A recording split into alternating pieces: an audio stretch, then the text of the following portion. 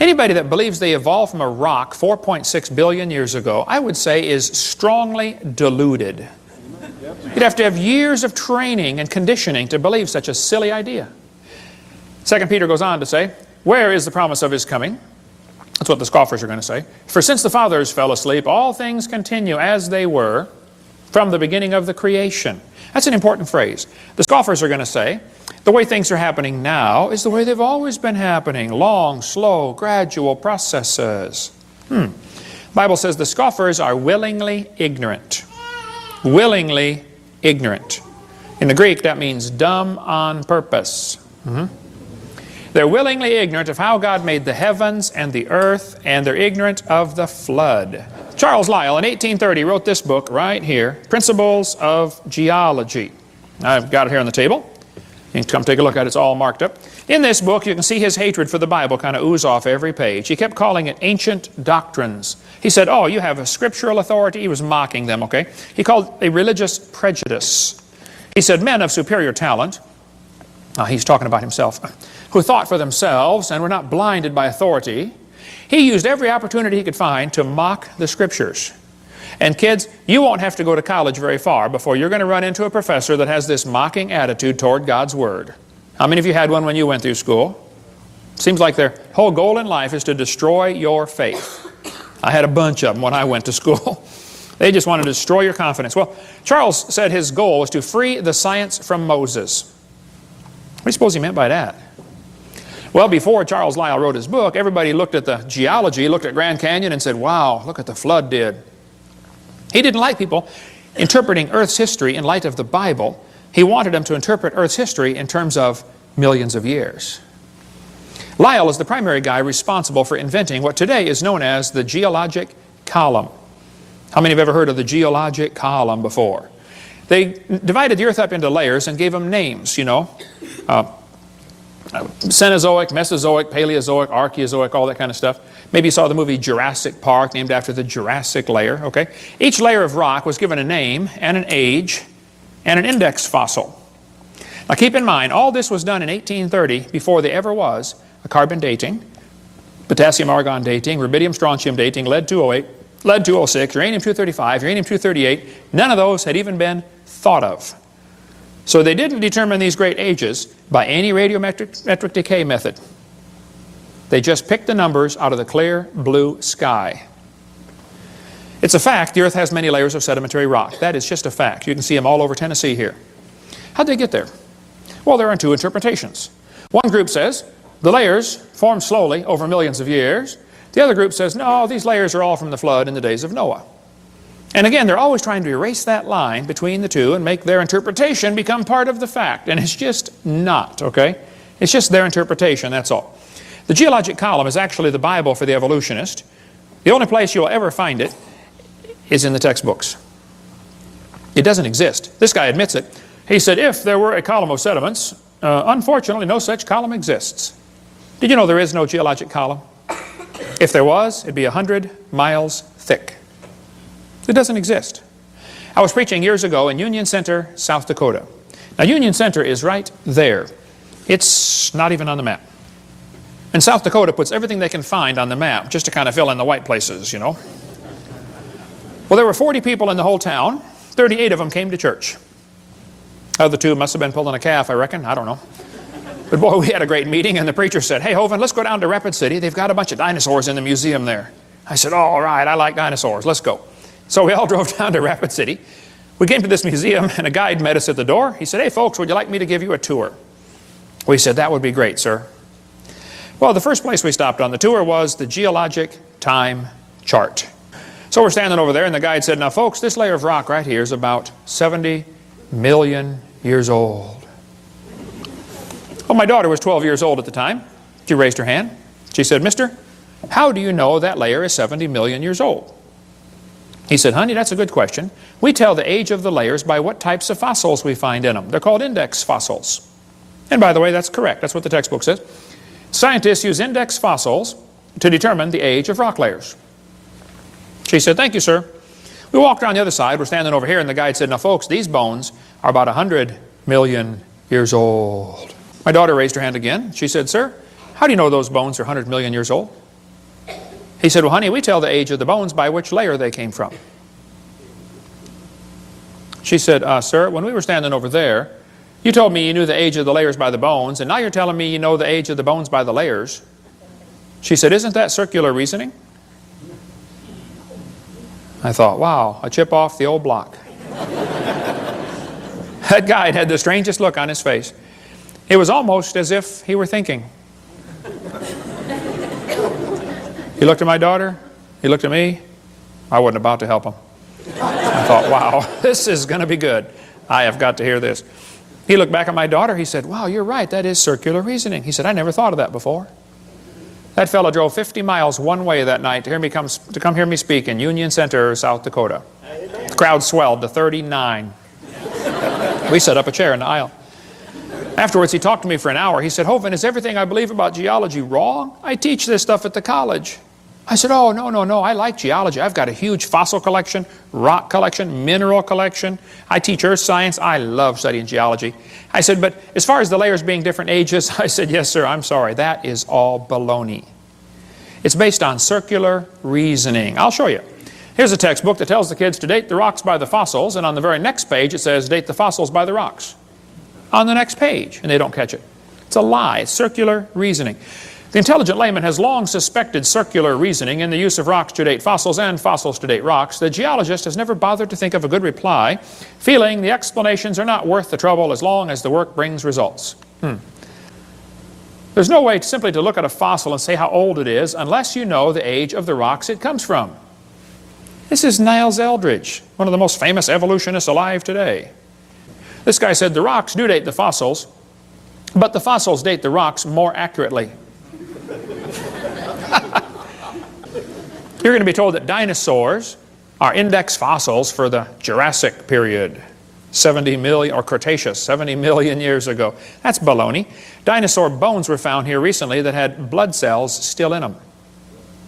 How long are the blood cells going to last? Here's soft tissue found with dinosaur bones, still flexible, soft tissue, in March of 2005. So kids, when they tell you the layers are different ages, you tell them Kent Hovind said they're confused or they're lying. It is not correct. Those layers all formed, nearly all of them, at the time of Noah's flood. 80 to 85% of Earth's surface does not even have 3 geologic periods appearing in correct consecutive order. Even though this geologic column does not exist, except in the textbooks, that teaching is what changed people in the 1830s away from believing the Bible to believing in uniformitarianism.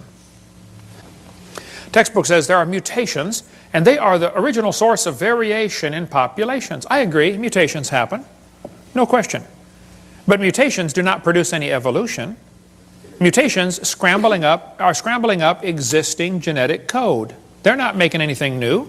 Here's a 5-legged bull. That's a mutant.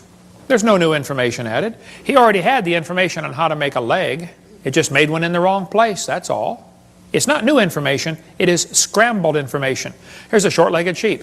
Again, no new information. And by the way, that's not beneficial. He's the first one the wolf is going to catch. Right? Go, boys, go. Here comes the wolf. Brrr. Oh, Herman didn't make it. There's a 2-headed lamb. That's a mutant. It's not beneficial. 2-headed turtle. That's a mutant. Not ninja, but it's mutant. Okay.